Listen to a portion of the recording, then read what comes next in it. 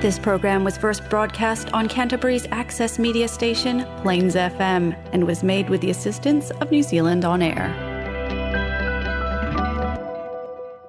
It's time for Emergence News on Plains FM 96.9, citizen-made radio.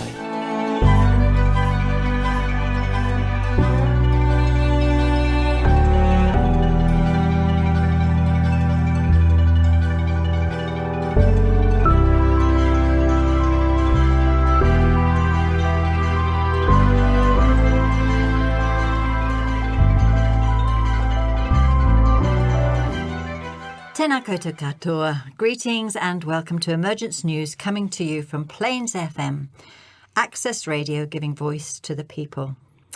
We are based in Ōtautahi, Christchurch on the South Island of Aotearoa, New Zealand.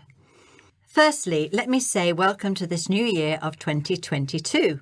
We have closed the door on 2021 and I'm sure there are many of you who are glad to see the back of it. Life has been challenging and we all did well to survive it and to face another year with all its challenges and possibilities. Today on the programme, we thought we would share with you some of the practices and prayers that we do as disciplines as we strive to become disciples. I guess you could call it our particular form of New Year's resolutions that are ongoing and will require many years of constant endeavour, as well as many stumbles and falls along the way. If this is your first time tuning in, let me tell you about the story and the message we share. We are part of a global group of volunteers under the umbrella of Share International. We're not an organisation as such. Our work is dedicated to preparing the way for the advent of the World Teacher walking openly in our midst. This World Teacher is known in the Egyptian fables as the Ever-Coming One. His personal name is Maitreya, and yet he has many personas. He is the Christ of the Christians, Krishna to Hindus, Imam Mahdi to Muslims, and the Messiah of the Jews. He is also the Maitreya Buddha, foretold by the Buddha, as the one who will come as the teacher for humans and angels alike. His reappearance is expected by all these and other traditions, an event we in the Western world call the Second Coming. The person charged with the job of initially bringing this story to the world was called Benjamin Creme, a Scottish artist and esotericist, a disciple of a master of wisdom. For 40 years, he patiently shared the story as he knew it to people all around the world. He passed in 2016, but the work continues and will do so until Maitreya is openly introduced to the world, along with a group of his disciples. We call these disciples the Masters of Wisdom.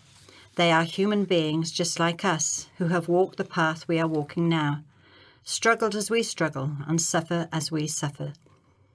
They reached a stage of evolutionary development that meant that they no longer needed to reincarnate here on Earth, having mastered all of its lessons and gained mastery of themselves and the energetic fields that make up this earthly experience.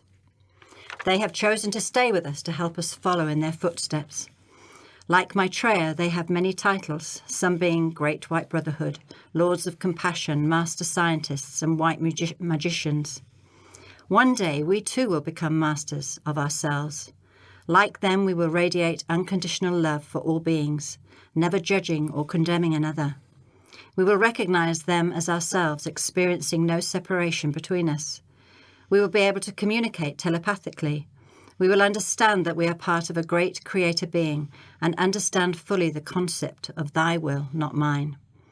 We will be able to travel instantly anywhere in the world, create bodies at will, heal any disease, manifest miracles, and be the superheroes that so dominate our present consciousness, especially among the young people incarnating today.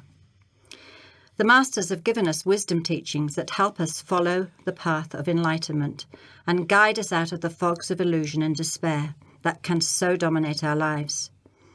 Maitreya has given us 2 special prayers, which are really invocations.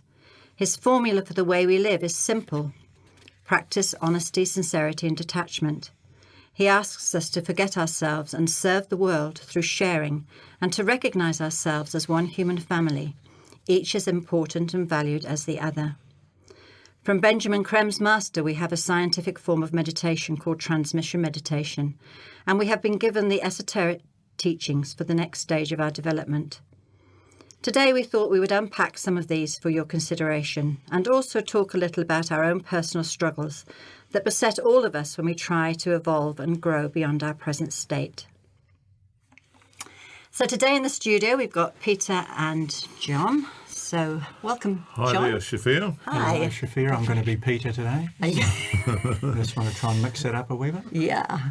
So you're going to be talking to us a little bit about... Yes. I'm going to talk about disciple and discipline. Okay, great. On Peter. Yes, I've just got some personal stuff here and also a message from Maitreya himself. Great. Look forward to hearing it.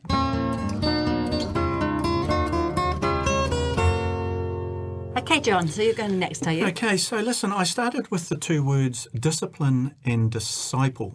And a topic that's been swirling around in my head a lot lately is how do we keep ourselves sane in this insane world? And I want to remind people that we are sane. It's the world that's insane. So it's a little bit of a personal approach, but I started along this idea of the words discipline and disciple come from the same root. There is a relationship between the two. I went to the Merriam-Webster dictionary and the root and meanings of disciple, and it comes from a Latin word, discipulus, the Latin word for pupil, which also provided the source for discipline. Apparently which came by a late Latin sense shift to a follower of Jesus in his lifetime. Given that several meanings of discipline deal with study, governing one's behaviour and instruction, one might assume that the word's first meaning in English had to do with education. This is the Webster Dictionary still going. In fact, the earliest known use of discipline appears to be punishment related. It was first used in the 13th century to refer to chastisement of a religious nature, such as self-flagellation, which is not really where I wanted to end up in my research. So that last bit really wasn't where I wanted to go, but I decided to pick up on it anyway, because I think that when we establish for ourselves some chosen disciplines, what follows close behind, if we're not careful, is the potential for self-flagellation. Yeah. Let me start. Shafia's having a little moment in the corner there. Let me start with this idea of picking up some disciplines. As we progress through our lives, and incarnation equals thousands of lifetimes, eventually we start to ask those big questions. Who am I? What's the reason for life? Or simply what's going on? What does it all mean? What's the purpose of it all? That's when the soul becomes interested in the vehicles. Physical, emotional, mental, and of course the personality. We then start to see the acquisition of disciplines. Firstly, to control the physical body as we approach the first initiation. Then the emotional body as we approach the second initiation, with, unfortunately, people, many lifetimes in between those 2 points. So we start to pick up some disciplines to manage, as we see it, our life going forward. At this point, I'm always going to say this is a good thing. The issue then becomes the ongoing maintenance of those disciplines. So how do we keep going day after day, week after week, month after month, year after year? And as I look around this table, we've been doing this day after day, week after week, month after month, year after year. This is where I say to our listeners, if you're on a path, for whatever reason, for whatever motivation, you now have something to fall off. And that is, in my opinion anyway, the real challenge. Finding the disciplines is not hard. Staying the course is. I'm a great starter. Give me a go and I'm away. When it comes to the finishing, it's not a skill mix I've really developed over the years. I think we all have that problem. I'm a great starter. Oh yeah, just let me get going. This is where the self-flagellation comes in. This is where we beat ourselves up. This is where the ego comes screaming back in and squashes you. Once the light of the soul comes in, and in picking up disciplines you start to bring the light in, you then risk the ego's response, which is often just a little slip, or maybe even a fall, or maybe an all-out walk away from it all. The ego will defend its patch relentlessly. It will literally attack you. So picking up and slipping off disciplines is how it starts for all of us. At some point in your evolution, they will stick. Just know that. Just trust that. Be easy on yourself. Pick a pace that is sustainable all the way. Don't be the quick, powerful starter and then fall quickly and powerfully. Pick a pace that you can sustain. And that is such a big word. Sustain. Sustainable. Pace yourself and maintain yourself and care for yourself. I have personal disciplines that come to me by following Benjamin Cream's interpretation of the Maitreya story. I use Takloti water. I use Maitreya's hand. Shafia's mentioned transmission meditation, the prayer for the new age, reading topics that I think will grow me, practicing honesty, sincerity and detachment, practicing harmlessness. I have a cosmology that explains my place in the universe, and I have fallen. It's rough, but it's who I am at this moment. We all fall. It's the hero that gets back on. And this, of course, is why we call them masters, because they have mastered all of that stuff. Yes, they They have. haven't mastered other people. No. They've mastered themselves. They've mastered themselves, and they don't fall off the wagon. There is no wagon. That's it, yes. And of course, they're guides, aren't they? I mean, this is where they come into our lives at some point and guide us with their wisdom teachings and that sort of thing. And it's the gentle nudge. Yeah. It's the gentle nudge towards meditation. It's the gentle nudge towards better things. That's right. We've just got to be still enough and quiet enough to listen and hear it. And of course, you can choose any discipline that you like. It doesn't, these are our disciplines, but they what you're saying, it applies to everybody, whether you're trying to do yoga or whether you're trying to Eat better, Yes. exercise more, be kinder to people in your life. yes. Drive better. Please, could somebody start practicing driving better? But you do see the disciplines that people will get involved with their sports and their, they really drive themselves to an extreme often to... Yeah, and I wonder if that's something else other than discipline. I sometimes think if that's maybe too much, the way that some people drive themselves into exercise. Yes, well, and sport. Ben used to say that it was to do with heading towards the first initiation, controlling the physical body. Yeah. Controlling, and you'll often find that people are very sort of particular about their diet coming up to the That's right. Become vegetarians become often. vegetarians or vegans, and that's where we're actually seeing, we're seeing people, the majority of people now standing on the verge of the There's a purification aspect to that first initiation. and veganism's taken off, hasn't it? Really, hugely. Yes, Yep, as people are sort of saying we don't want to eat animals, and and that often changes later on as well. Benjamin Cream has a fabulous definition of spiritual, where, and I can't remember the quote exactly, but he talks about anything that carries the person forward in some area of their life.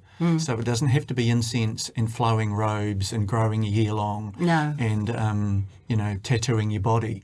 It's anything that brings you forward in some area of your life. Yes. So you talked about the prayer for the new age. Why don't we say it for people? Why don't we say it now for people? Yes, to end this little section before we move on to Peter, because we are told that this is one of the prayers that really helps to help us conquer fear. And I think there's a lot of fear in the world at the moment about the way the world is, and so it's one of the prayers that we do regularly. All right. I am the creator of the universe. I am the father and mother of the universe. Everything comes from me.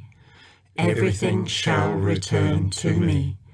Mind, spirit, and body are my temples, for the self to realize in them my supreme being and becoming.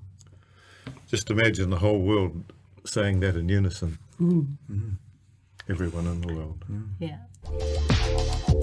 This is the Emergence News on Plains FM. For more information, go to shareinternational.org. Okay, Peter, let's hear from you. Okay, well, I've been involved with Maitreya's mission, as it were, And it's certainly given me a sense of purpose over and above the responsibility of looking after my family. And I've loved being involved in it. It first started in 1987, and we were lucky enough to get Benjamin Creme to come to New Zealand in 1989, I think it was, John. wasn't it? We had about 200 people in his first talk at the town hall. The Cambridge room was full. Then the following night we had a transmission meditation and was a conduit for Maitreya's love energy. This was the second time I had felt it. Truly amazing. And as Maitreya says, I'm in your heart whenever you think of me. So this is just an amazing way of connecting with Maitreya and the love energy, is just to think of him. This is so true. It is not an emotional feeling, but we feel it in the etheric heart centre at the right-hand side of the chest. It comes with a calmness and a definite, sane sort of love that we try and share in our lives with all we meet. I've had an interest in the wisdom teaching since I was 21. I was working as a builder in New Guinea and joined the Rosicrucians by correspondence and learned some of the truths of the ancient teachings. I even married a fellow Rosicrucian and we started a family. Her mother was a disciple of the Master D.K., so she had all the Alice Bailey books dictated by D.K. Boy, there was no way you were going to avoid this story, was there, Peter? No. So Benjamin Creme was the third major disciple to bring through the teachings of Maitreya and the Masters of Wisdom, after Blavatsky and Alice Bailey. He devoted his life to sharing the teachings. I think the thing that keeps us sane in this mad world is a simple road to self-awareness that Maitreya brings. Honesty of mind, sincerity of spirit, and detachment, just as John was saying. We are part of this world, but the detachment aspect helps centre us in the soul, and we observe the world even while being involved with it, and strive always for a positive outcome. I'd like to read you now one of Maitreya's messages, an early one, number 3 actually. We've got 140 of these through Benjamin Creme. And we have the actual physical recordings of them, which we use in our meditation work. Good evening, my dear friends. I am happy to be able to speak to you once more and to tell you that I come to take you with me into the new country, the country of love, the country of trust, of beauty and freedom. I shall take you there if you can follow me, accept me, let me lead and guide, and if this be so, together we shall build a new world, a world in which men can live without fear, without mistrust, without division, sharing together the earth's bounty, knowing together the bliss of union with our source. All this can be yours. You have only to take the first steps, and I may lead.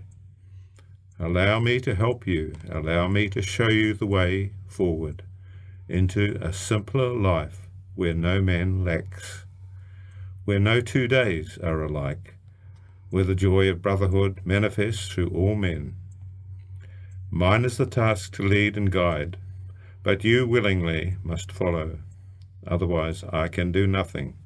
My hands are tied by law. The decision rests with mankind.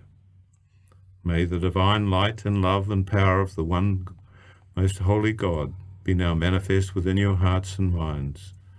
May this manifestation lead you to seek and to find that which dwells ever within you.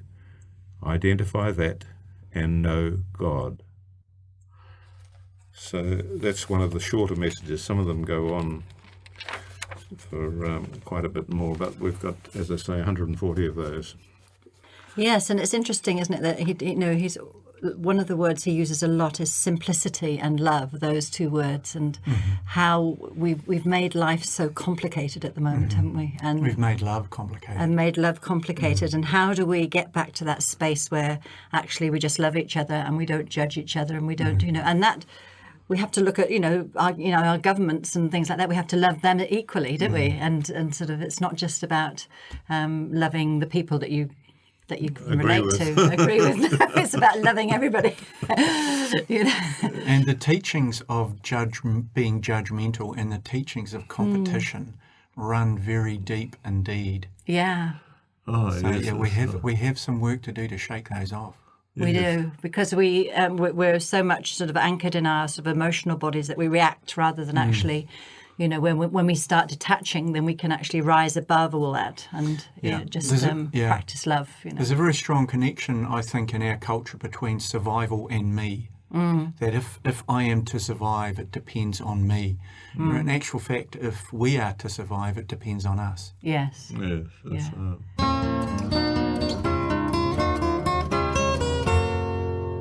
We've already said the prayer for the new age. It's an invocation rather than a prayer as we understand it, where we're asking for something. So what is the difference, John, do you think?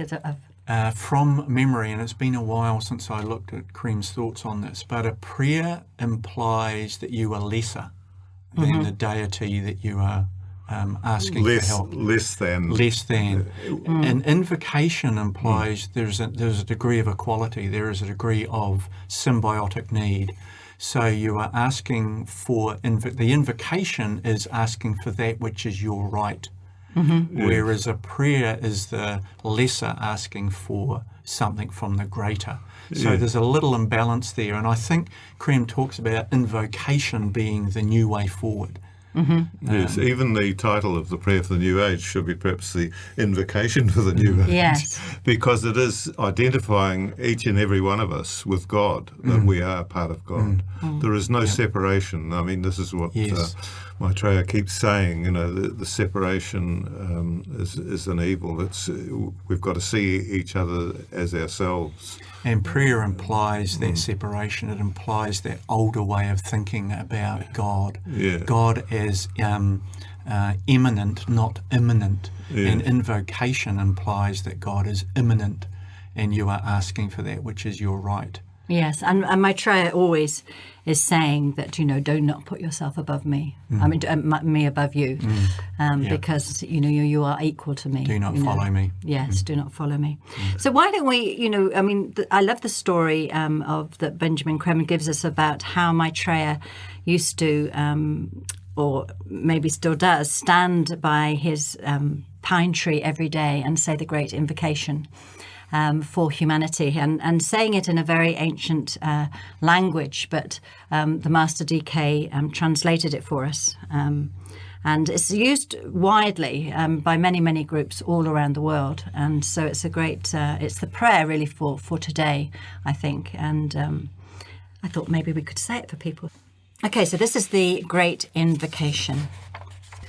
From the point of light within the mind of God, let light stream forth into the minds of men. Let light descend on earth. From the point of love within the heart of God, let love stream forth into the hearts of men. May Christ return to earth.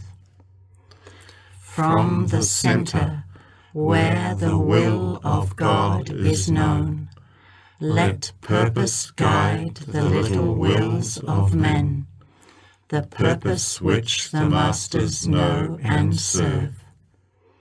From the centre, which we call the race of men, let the plan of love and light work out, and may it seal the door where evil dwells. Let light and love and power restore the plan on earth. All this information can be found on the Share International website, www.share-international.org, and also don't forget the podcasts, which are available on the Plains FM website. We welcome your comments, questions and feedback. Please contact us at emergencenews@gmail.com.